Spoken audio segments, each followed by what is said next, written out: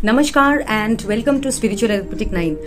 Today we come to the end of our medical astrology series.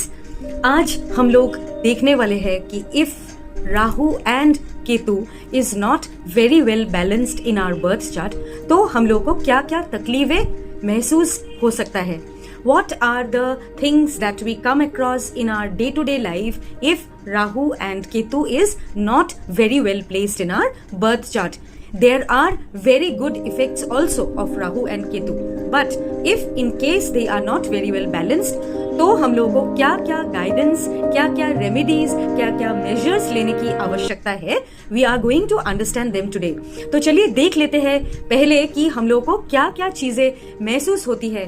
अगर आप anxiety and stress के शिकार हो, as a result sometimes it leads to over thinking. हम लोग बहुत ज्यादा सोचते रहते हैं लेकिन we cannot come to a solution.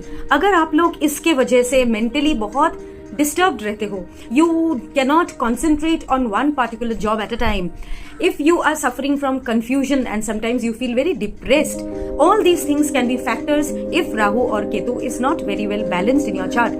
Sometimes you may feel like, remain isolated. You don't want to go and mix up with a lot of people. You don't want to speak with a lot of people.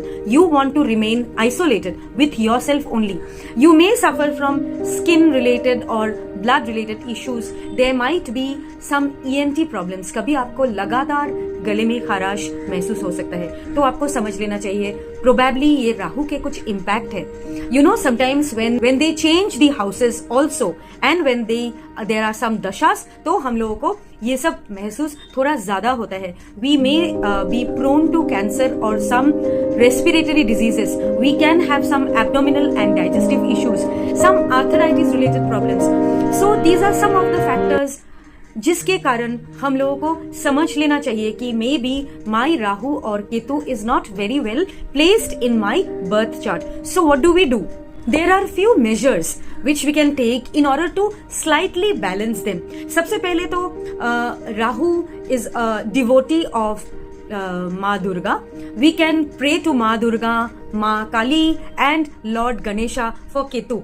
So if we feel that we can pray to these deities, barring any religion we belong to, we can do some donations also.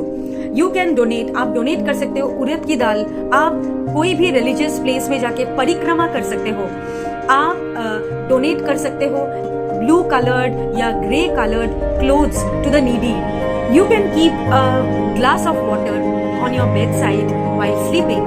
और सुबह होते ही you can pour the water किसी भी पेड़ में आप लोग को डाल सकते हो.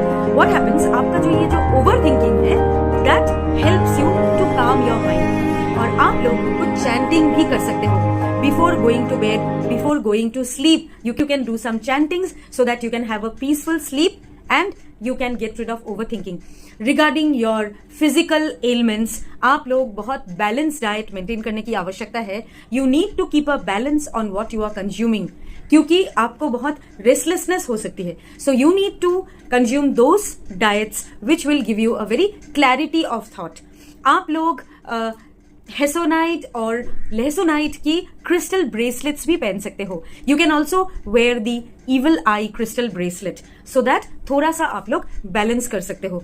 आप लोग बीच मंत्रस चैंट कर सकते हो और थोड़ा सा कुछ स्पिरिचुअल प्रैक्टिसेस करने से कुछ हद तक आपकी ये इल इफेक्ट्स बैलेंस हो सकती है.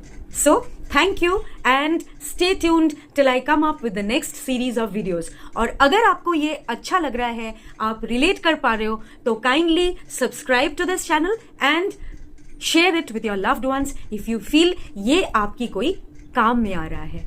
Thank you again.